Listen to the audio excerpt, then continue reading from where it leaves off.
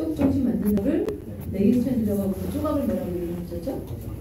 옷가잡기 프래그먼트. 여러분 공부 많이 해보죠 주말에. 그래서 옷가잡기 프래그먼트라고 얘기를 합니다. 그렇죠? 그래서 그 이제 이콜라이 갖고 연구를 많이 하고 우리 이콜라이 얘기를 했는데 이콜라이 같은 경우에 이렇게 이제 그 스트랜드를 처음에 협성하는 그 엔자임이 이제 DNA 폴리머레이즈인데 DNA 폴리머레이즈 몇 번이었어요? 3번. 3가 이제 그거를 합성을 했었습니다. 그리고 이제 DNA 폴리머레이즈는 맨 땅에서 그냥 합성 못한다고 그랬죠. 그래서 뭐가 필요하다고 그랬어요? 프라이머가 필요한, 그러니까 그 프라이머를 만드는 엔자임이 필요하죠. 걔가 뭐예요? 이름이?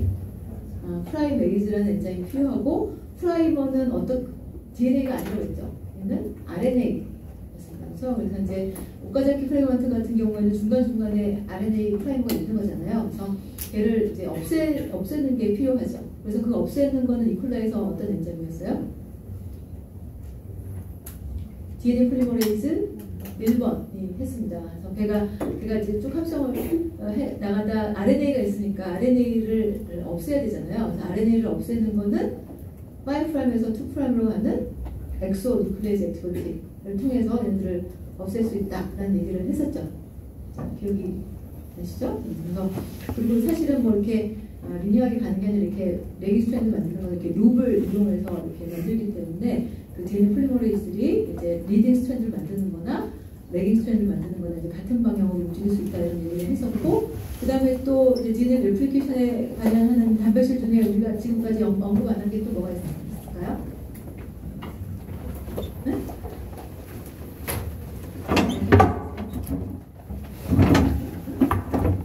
라이게이즈. 코자키 폴리머레이즈가 이제 그 없앤 다음에 RNA 없앤 다음에 DNA 라이게이즈가 이렇게 딱 립을 셀링을 해야 되고 또 뭐가 있을까? 토포 아이소머레이즈 같은 것들이 그런 토포를 얘네들이 계속 해석을 하면서 막 이렇게 텐션이 생기니까 그런 거를 미리 좀 대처하는 토포 아이소머레이즈가 작용한다고 그러고 또 뭐가 있었죠? 네? 네? 그래서 뭐가 있니? 그리고 싱글스 DNA가 노출이 되니까 걔네들을 프로텍션하는 그런 바이딩 프로틴 합성하기 전에 하는 그런 프로틴들이 있었습니다. 그래서 그런 것들을 우리가 이제 좀 배웠었고, 그 다음에 이런 셀 사이클 레플리케이션, 셀 세포가 자라고 레플리케이션하고 디비전하고 이런 것들이 아주 정교하게 조절이 된다라는 얘기를 했었고, 그래서 셀 사이클이라는 내용을 얘기를 했었습니다. 그래서 합성한 S가 DNA 합성하는 거고 N은 마이토시스인데 그 중간에 과정이 이제 갭이었죠. G1, G2 이렇게 있었습니다. 그리고 이거는 이제 뭐 유캐리오틱 셀일 텐데 하이어 유캐리오틱 셀일 텐데 이런 이제 그로스 팩터들이 어떤 없으면은 이게 아예 셀 사이클 돌지 않고 그냥 이렇게 대사만 그냥 하는 그런 이제 진제로 스테이트로 갈 수 있다는 얘기를 했었습니다. 그다음에 이 셀 사이클은 굉장히 이제 정교하게 조절을 해야 되기 때문에 어떤 체크포인트라는 게 있었죠. 문제가 없는지를 점검하면 체크포인트가 있어가지고 체크포인트가 여기 어디 있었어요? 여기 그림에서 보면은 G1 체크포인트 유명한 이제 G1 체크포인트가 있죠. G1 체크포인트가 있고, 그다음에 G2 체크포인트, N 체크포인트 이런 게가 있어갖고 뭔가 중간중간 뮤테이션이 있는데 대부분이 뭐 데미지 같은 거죠. DNA 데미지 아니면 뭐 레플리케이션이 안 됐다거나 아니면 마이토시스인데 얼라인이 제대로 안 됐다거나 이러면 이제 그 다음 단계로 가지 않게 하는 그런 게 셀 사이 체크포인트가 되겠습니다. 그래서 이런 것들은 다음 세대로 셀 디비전이 돼버리면 뮤테이션이 된 채로 두 세포가 만들어지잖아요. 그렇죠? 다음 세대로 이런 불용변이 문제가 전파되지 않기 위한 그런 이제 어떤 작용 기작이 되는데, 그래서 우리가 뮤테이션이 이렇게 생기거나 전파되는 것을 막기 위한 그런 메커니즘으로 이런 셀 사이클 체크포인트가 있었고, 그 또 다른 게 뭐가 있었죠? 뮤테이션이 계속 발생할 수 있잖아요. 세포가 이제 뭐 자라다가 레플리케이션 하다가 뮤테이션 발생할 수 있는데 그거를 막기 위한 메커니즘이 레플리케이션 단계에서는 뭐가 있었죠? 레플리케이션 하다가 DNA 폴리머레이즈 합성을 하다가 잘 보고 해야 되는데 잘못 들어갈 수도 있잖아요. 그렇죠? 잘못 들어갔을 때 다시 고치는 메커니즘이 있었죠. 그걸 뭐라고요? 그냥 영어 우리 책 글 쓴 다음에 교정하잖아. 프로프리딩 한다고 얘기를 하잖아요. 그래서 다른 말로 우리가 DNA 형성하는 거를 라이팅 한다고도 하거든요. DNA를 읽는 거, 시퀀싱 하는 걸 리딩 한다고도 하고, 그래서 쓰는 거잖아요. 템플레이트를 보고 똑같이 베껴 쓰는 건데, 베껴 쓰다가 뭐 잘못 쓴 거예요. T가 있으면은 뭐 A가 들어가야 되는데, 그래서 G를 넣었다. 그리고 잘못 베껴 쓰면은 그걸 교정하는, 프로프리딩 하는 활성이 있어서 다시 걔를 지우고, 그렇죠? 다시 합성한다고 했잖아요. 근데 그 프로프리딩 할 때 필요한 DNA 폴리머레이즈의 활성은 뭐였죠? 아까 이제 프라이머를 지울 때 필요한 활성은 5' to 3' 엑소뉴클레이즈 액티비티라고 하면은 프로프리딩에 필요한 활성은 뭐예요? 아, 그렇죠. 3' to 5' 엑소뉴클레이즈 액티비티인 거죠. 그렇죠? 그 설명을 했었죠. 그래서 이제 여기 어차피 얘들이 5'에서부터 쭉 합성을 하잖아요. 이 방향으로 합성을 해나가다가 아까 튀어서 A가 넣어야 되는데 잘못해서 G를 넣다. 그러면은 아차 잘못했네 그러면은 다시 지워야 되잖아요. 근데 지울 때 이쪽 방향으로 지울 거예요, 그렇죠? 그래서 그때는 3'에서 5'으로 가는 엑소 액티비티가 필요한 거죠. 자, 아까 뭐 DNA 폴리머레이즈 1 같은 경우에 만약에 쭉 여기까지 프레그먼트가 이렇게 있었는데 여기 이제 RNA 쪽 프라이머가 있는 거예요, 프라이머. 그랬으면 얘는 이 방향으로 지워야 되죠. 얘를 지우면서 DNA를 합성을 해야 되니까 이때는 5'에서 3'으로 가는 엑소 액티비티가 필요한 거죠. 그렇죠? 그래서 이제 프라이머를 지울 때는 5', 엑소. 프로프리딩을 할 때는 거꾸로 가니까 3' to 5' 엑소 액티비티가 필요한 거죠. 이해가 되시죠? 그렇죠?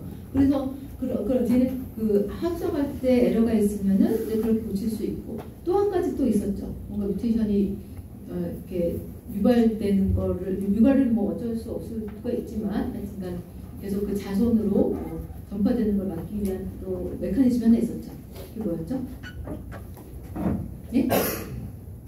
에피옵토시스? 에피옵토시스는 어떻게 보면 이건 이제 셀 사이클의 하나긴 했었어요. 셀 사이클 아까 체크포인트 중에 그 G1 체크포인트에서 P53이 그쵸? 액티베이션이 되는데 그 다음에 고쳐지지 않으면은 에피옵토시스가 일어난다 보니까 그건 어떻게 보면 크게 보면은 이런 셀 사이클 그쵸? 레귤레이션의 하나의 방법이고 또 뭐가 있었죠?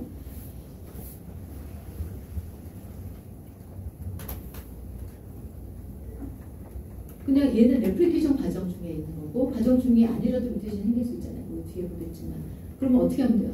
잘못됐어요. 중간에 그냥 이런 뭐 예를 들어 G 페이지에 G 그렇죠? G1 페이지에 뭔가 뭐 뮤테이션 생겼다. 그러면 어떻게 돼요? 여기 써 있잖아요. 데미지된 셀은 어떻게 해야 돼요? 리페어 합니다. 리페어. 그렇죠? 리페어. 그러니까 리페어 할 수 있는 메커니즘이 또 있어가지고 중간중간에 문제가 생기면 데미지되는 것들도 고칠 수가 있습니다. 그래서 세 가지가 있다고 했어요. 그래서 다시 그거가 여기 있죠. 프리벤팅 뮤테이션, 그렇죠? 지금 얘기했던 세 가지 프로프리딩 하는 거하고 DNA 데미지를 리페어하는 거고 셀 사이클 콜라텍 컨트롤 세 가지 이런 방식을 통해서 뮤테이션이 최대한 안 일어나도록 굉장히 이제 많이 노력을 하는 거죠. 그럼에도 불구하고 굉장히 이제 시간이 흐르면서 계속 뭔가 이제 뮤테이션이 조금씩 이렇게 축적이 돼서 뭔가 셀 디비전이 제대로 이제 레귤레이션이 안 되면은 그때 발생하는 게 이제 암이다라고 얘기를 했었습니다. 그렇죠? 그래서 암 발생과 관련된 그런 유전자들을 우리가 크게 온코진하고 튜머 서프레서진으로 구분을 한다고 그랬었어요. 그래서 이 설명이 있기는 하지만 다시 한번 누가 말로 읽어보든지 한번 이렇게 오규진 어때요? 계속 시키나요? 보통 이게 장에 제일 앞에 있는 사람이 오규진이 뭐 설명을 하면서 여기 물론 써있긴 하지만 그래도 이제 본인의 어떤 본인이 프로세싱한 기억하는 그런 뜻으로 온코진하고 튜머 서프레서진을 좀 이렇게 설명을 해주세요. 온코진은 셀 디비전을 촉진하는 유전자가 뮤테이션이에요. 네. 튜머 서프레서진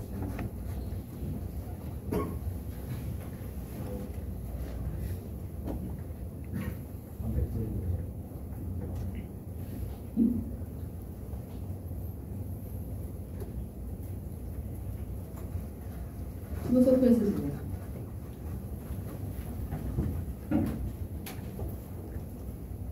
됐어요. 네?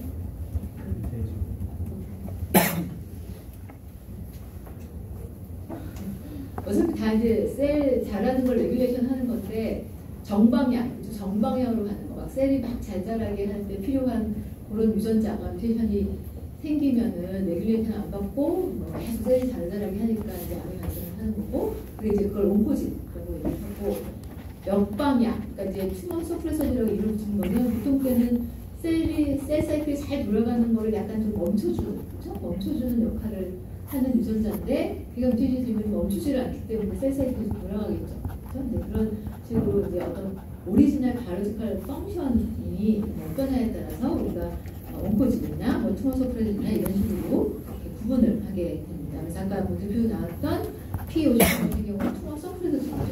얘는 이제 체크포인트니까 스탑을 시키고 점검을 하는 그런 건데, 스탑 안 시키고 그냥 고 하게 되면은 뮤테이션이 그냥 대체로 그냥 셀사이클 돌아갈 테니까, 라스 같은 게 대표적으로 크로스 팩터의 다운스트림에서 신호를 전달하는 단백질인데, 그 같은 경우는 대표적인 이제 온코진이다라고 얘기를 했었습니다. 그래서 그러한 이제 사례들 보면은 주로 온코진들은 보면 다 크로스 팩터의 리셉터, 그러면은 그 리셉터의 시그널이 받아들여지면은 그 다운스트림으로 신호를 전달할 수 있는 어떤 물질들, 전사 조절 인자들 뭐 이런 것들이 있는 거고, 투머 서프레서진 같은 경우에는 얘도 마찬가지로 뭐 레귤레이션이라고 그냥 저기 써있지만, 위에도 레귤레이션이라고 써있지만, 이거는 그 셀 사이클이 돌아가는 거를 억제하는 방향으로 이제 레귤레이션 한다고 이해를 하시면 되겠습니다.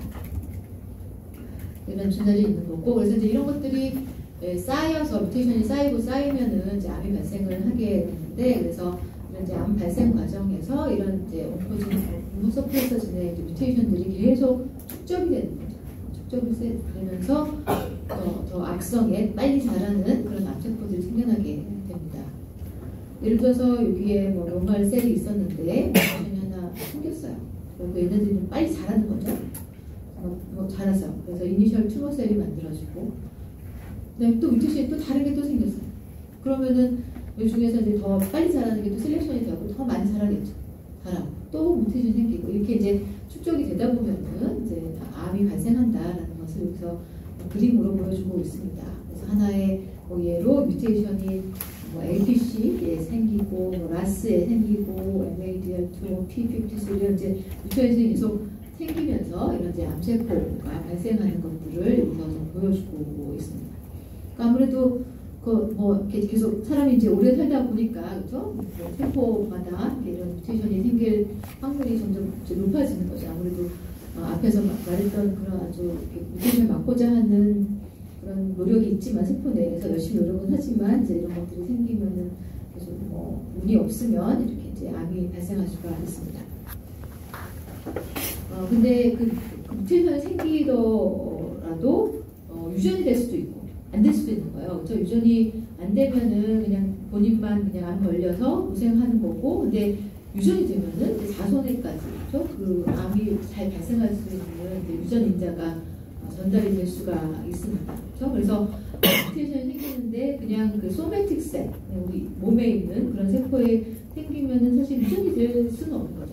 유전이 될 수는 없으니까 이제 그 본인만 이제 병에 걸릴 수가 있지만, 운이 나쁘게 어떤 리프로덕티브 셀, 스펌이나 에그에 뮤테이션이 생겼다라고 하면은 이제 자손에까지 계속 그 뮤테이션이 전달이 되면서 암이 발생할 수 있는 확률이 이제 높아지게 됩니다. 그래서 이제 가족력이라는 게 이제 그런 거잖아요, 그렇죠? 뭐 이렇게 뭐 부모님이나 뭐 친척이나 이런데 어떤 암 환자가 많았다라고 하면은 이제 그런 이런 암 발생과 관련된 뭐 온코진이나 투머 서프레서진의 뮤테이션이 본인한테도 있을 확률이 높기 때문에 이제 더 확률이 높아지는 그런 케이스들이 발생을 합니다. 그래서 그거에 대한 하나의 예로 우리 이제 BRCA1 앞에 잠깐 나왔었어요, 그렇죠? 뭐 투머 서프레서진이라면서 잠깐 나왔었는데, 이건 이제 브레스트 캔서와 관련된 그런 유전자가 되겠습니다. 얘는 이제 DNA 리페어에 관련을 하는 그런 유전자가 되겠습니다. 근데 만약에 이 DNA 리페어에 관련된 BRCA1이 뮤테이션이 생기면 그냥 뭐 상식적으로 리페어를 잘 못하면, 그렇죠? 리페어를 잘 못하면 아무래도 암 뮤테이션이 계속 축적이 되면서 암 발생 확률이 높아지긴 하겠죠, 그렇죠? 그래서 만약에 BRCA1의 특정한 뮤테이션이 발견이 됐다라고 하면은 브레스트 캔서가 걸릴 확률이 이제 80% 높아지는 거죠. 굉장히 높아집니다. 그래서 정상은 한 10%라고 하면은 굉장히 높은 확률로 걸릴 수가 있는 거죠. 그다음에 또 이제 이거랑 연관된 난소암까지, 오브리언 캔서도 40%까지 확률이 높아지는 거예요. 그래서 이거 이제 유전자 검사를 해서 이게 이제 이게 있고 뭐 저기 약간 가족력도 있다라고 하면은 높은 확률로 이제 유방암이나 난소암에 걸릴 수가 있는 거죠. 그래서 굉장히 이제 유명한 그 사례가 있죠. 안젤리나 졸리. 혹시 들어보셨어요? 안젤리나 졸리는 누군지 아시죠? 여러분한테는 지금 인기가 없지만 그래도 한때 굉장히 지금도 뭐 유명하긴 하죠. 그래서 굉장히 유명한 여배우인데 이 사람이 이제 뭐 자기 이모도 병에 걸려서 뭐 돌아가시고 아마 엄마도 뭐 하여튼 유전자 검사했는데 요거에 이제 뮤테이션이 있는 걸 유전자 검사에서 알았어요. 그래서 그냥 사전에 예방을 하기 위해서 그냥 유방 제거 수술을 했어요. 아예 어차피 자기는 이제 거의 걸릴 게 확실하니까. 그게 굉장히 이런 이제 뭐 유전으로 전파되는 어떤 암에 대해서 사실은 이제 대중한테 많이 알리게 된 얘기가 되기는 했는데, 그리고 심지어 나중에는 난소도 제거를 해버렸어요.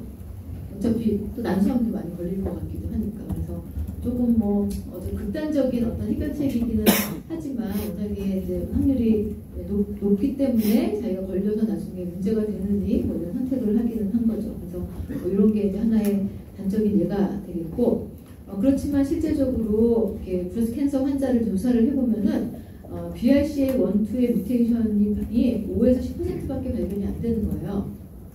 그건 무슨 말이에요? 다른 원인이 더 많다는 거죠. 그렇죠? BRCA1, 2 뮤테이션이 있으면은 굉장히 높은 확률로 그 유방암에 걸리는 건 맞지만 그 유방암이라는 게 그것만으로 걸리는 게 아니라 굉장히 다양한 요인에 의해서 스포레드 뮤테이션 이런 것들이 더 중요한, 유전적인 것보다 더 중요하다는 것을 그래서 이야기를 하고 있습니다. 그렇죠? 그러니까 이제 물려받은 것도 물론 한번 물려받았으면 그런 굉장히 큰 영향을 미치지만 물려받지 않더라도 어떤 일상생활에서 이제 발생되는 그런 돌연변이에 의해서 브레스트 캔서가 발병할 확률이 더 높다는 것을 보여주고 있습니다. 그러면 이제 이런 암 원인 같은 것들이 알려지고 하면서 이제 이거 암 치료제를 찾고자 하는 노력은 정말 우리 의학 분야에서 아직까지도 계속 그죠? 가장 사람들이 관심이 많은 그런 이제 분야이기도 합니다. 아무래도 암으로 인한 사망률이 높기 때문에 그래서 일반적으로 클래식한 이제 항암 치료제 같은 경우에는 빨리 자라는, 어차피 암세포가 굉장히 빨리 자라기 때문에 빨리 자라는 세포를 타겟팅하는 이제 그런 치료법을 쓰고 있습니다. 그래서 대표적인 게 뭐예요? 여러분, 항암 치료를 받는다. 뭐 항암요법도 있고 방사선 요법 이런 많이 써요. 그래서 방사선 치료를 방사선을 막 쬐는 거예요. 그러면 이제 빨리 자라는 세포들이 이제 손상을 받으니까. 근데 문제는 다른 빨리 자라는 세포가 같이 영향을 받는 거죠. 대표적인 게 뭐 블러드셀, 프로토셀, 그 다음에 그 소화기관에 라인에 있는 세포, 그 다음에 이제 딱 티가 나는 게 헤어 폴리클이죠. 그죠? 그래서 방사능 치료받는 사람은 어떻게 돼요? 일단 머리카락이 빠지잖아요. 그게 바로 이제 그런 이유가 있습니다. 그래서 물론 이제 암세포도 죽이긴 하겠지만 이제 다른 사이드 이펙트가 있으니까 굉장히 이제 힘든 거죠. 그래서 가장 좋은 것은 특정한 이제 암의 원인을 딱 파악을 해서 그걸 딱 타겟팅해서 없애는 게 사실 좋기는 하죠. 근데 이제 암이 엄청나게 많은 이유로 생기기 때문에 다 그거에 대한 스페시피한 드럭을 우리가 갖고 있지는 않지만 이제 몇몇 케이스에 대해서는 이제 그런 엔타이 캔서 스페시피한 드럭들이 개발이 돼서 사용이 되고 있습니다. 그래서 그 예를 하나를 보시면 타목시펜이라는 게 있는데 얘는 에스트로겐의 미믹이에요. 에스트로겐하고 이제 비슷하게 만들어진 거죠. 에스트로겐의 기능을 약간 모방하는 거가 되겠습니다. 그래서 이제 어떤 암세포 같은 경우에 에스트로겐이 굉장히 이제 센서티브한 거예요. 그러니까 어차피 세포라는 건 우리가 뭐 계속 얘기했지만 얘가 자라려면은 애니멀셀 같은 경우에는 그로스펙터 우리 이런 거 굉장히 많이 봤잖아요, 그렇죠? 그로스펙터가 붙어야지만 리셉터에 붙어야지만 그 다음에 뭐 라스도 있고 그래서 이제 시간이 툭툭툭 전해져서 얘네들이 계속 자라는 건 아니죠. 레플리케이션도 하고 막 자라게 되는데 뒤에 어떤 암세포 같은 경우에는 에스트로겐 호르몬에 굉장히 센서티브한 거예요. 물론 에스트로겐 여기 리셉터가 있는 거 아니라 에스트로겐 리셉터가 안에 있죠. 우리 배웠었죠. 단백질 같은 경우 여기 있지만 에스트로겐의 어떤 리셉터는 세포 안에 있는데 이제 거기에 이제 에스트로겐에 붙어가지고 얘가 이제 전사 조절 문제를 적용한다고 얘기를 했었습니다. 그렇죠? 그래서 굉장히 센서티브한 그런 셀이 있는데 이 에스트로겐 리셉터의 그 타목시펜이라는 게 에스트로겐 대신에 바인딩을 하는 거예요. 그러면은 얘 대신에 얘가 에스트로겐인데 얘 대신에 미리 이제 막아버리는 거죠.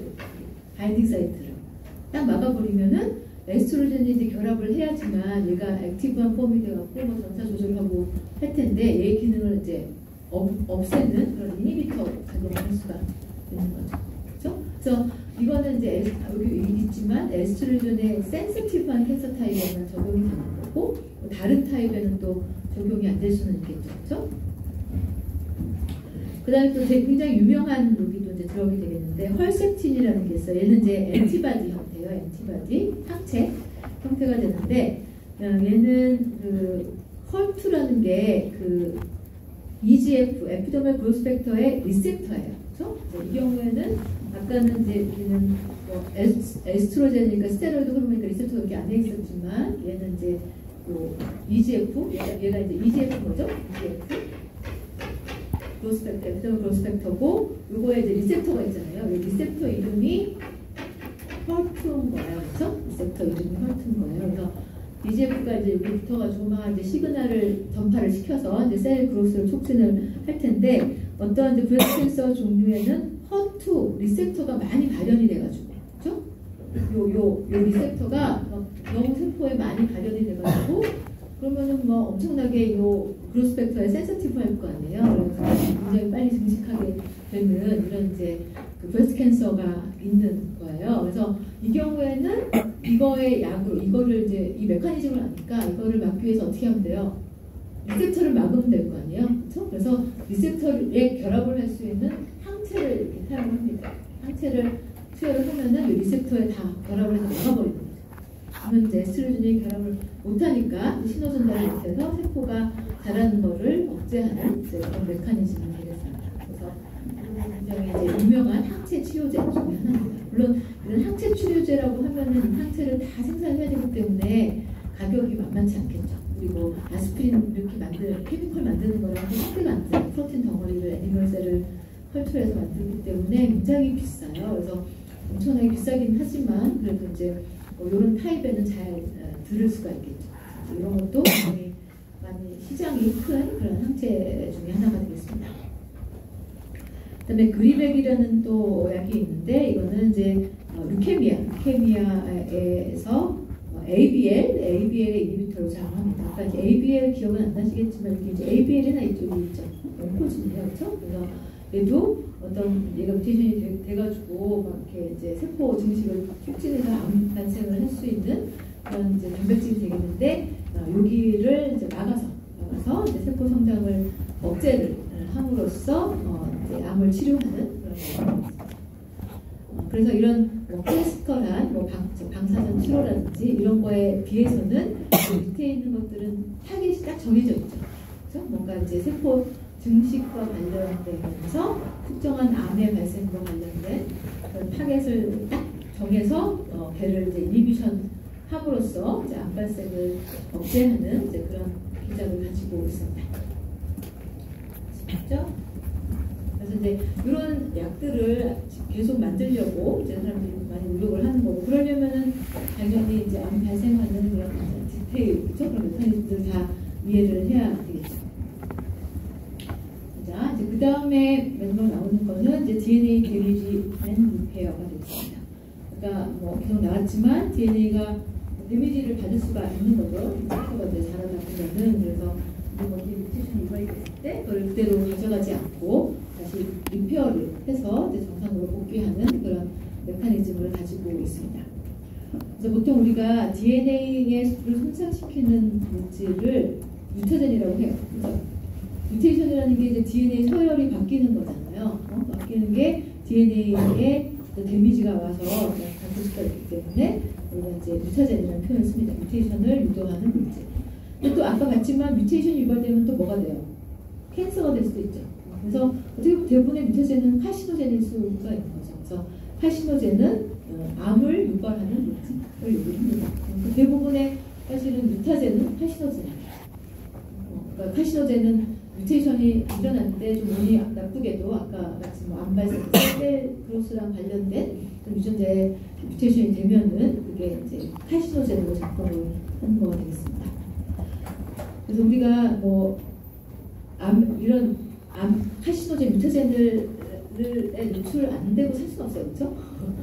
그러려면 정말 뭐 공기랑 먹고 살아야 될 수도 있는데, 그래서 굉장히 환경에도 우리가 뮤테이션 유발할 수 있는 거에 계속 노출이 되고 있습니다. 대표적인 게 UV, 자외선이 되겠습니다. 자외선 우리가 뭐 보통 쐬는 정도는 괜찮을 수도 있지만 또 이제 심하게 이제 자외선을 많이 쬐게 되면은 UV에 의해서 다이민 다이머가 생겨요. 이제 DNA 서열에 TT가 이렇게 서로 이렇게 코밸런트로 연결이 되거든요.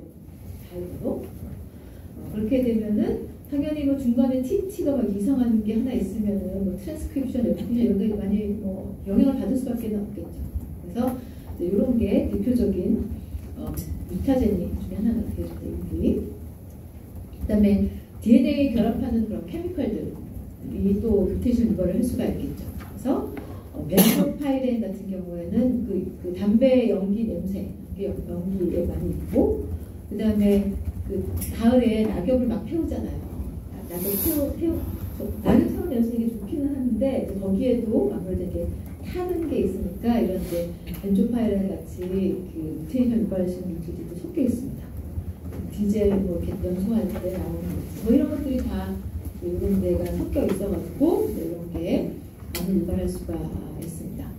그래서 벤조파이렌 같은 경우에는 DNA의 G에 붙어가지고 뮤테이션을 유발을 하는 것으로 알려져 있습니다. 여러분 많이 졸리시죠? 지금 오늘 날씨가 막 따뜻해지고 지금 2시가 좋은 시간은 아니에요. 점심 먹어서 그래가지고 아주 막 괴로운 표정이 막 명명한데 조금 이제 기지개를 펴시고 다시 한번 저 그랬어요. 저 뒤에 잘하는 기지개를 한번 펴보세요. 저번에 한번 이제 따라해보세요. 이렇게 하면서 강연을 들었는데 열심히 여러 가지 하시고 따라해보세요. 손을 이렇게 펴고 기지개 펴세요. 따라해보세요. 기지개 한번 펴보세요. 이렇게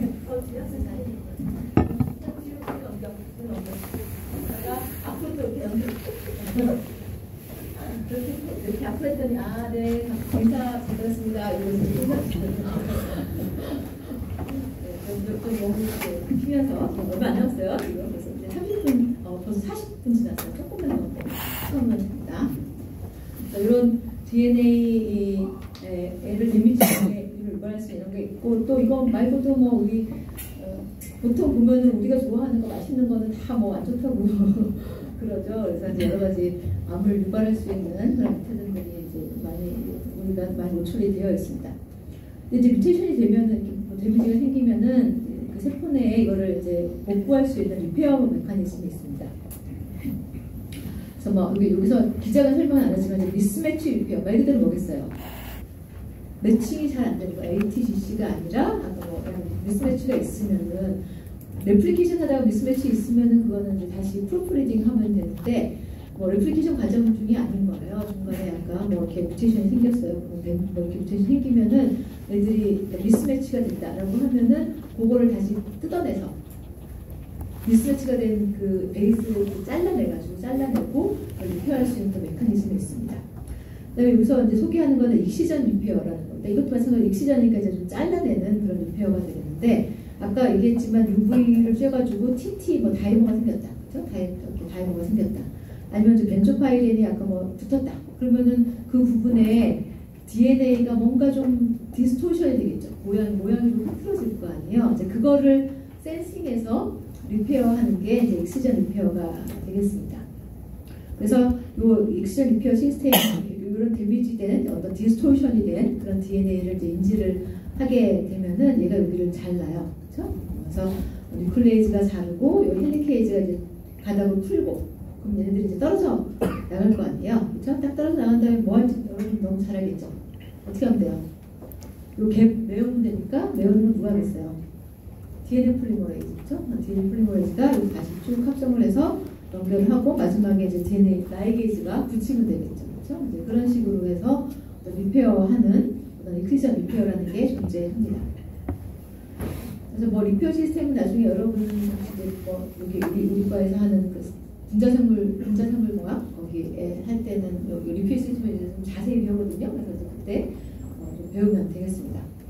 또 하나 뭐 요거랑 관련된 그 질병으로 지로도마 피그멘토섬이라는 이제 병이 있는데 이거는 이 익시전 리페어 시스템에 뮤테이션이 생겼을 때 발생할 수 있는 그런 질병이 되겠습니다. 그래서 이 익시전 리페어가 안 되면 어떻게 되겠어요? UV를 많이 쬐을 때 이 TT 다이버가 생겼는데 그냥 그대로 남아있겠죠.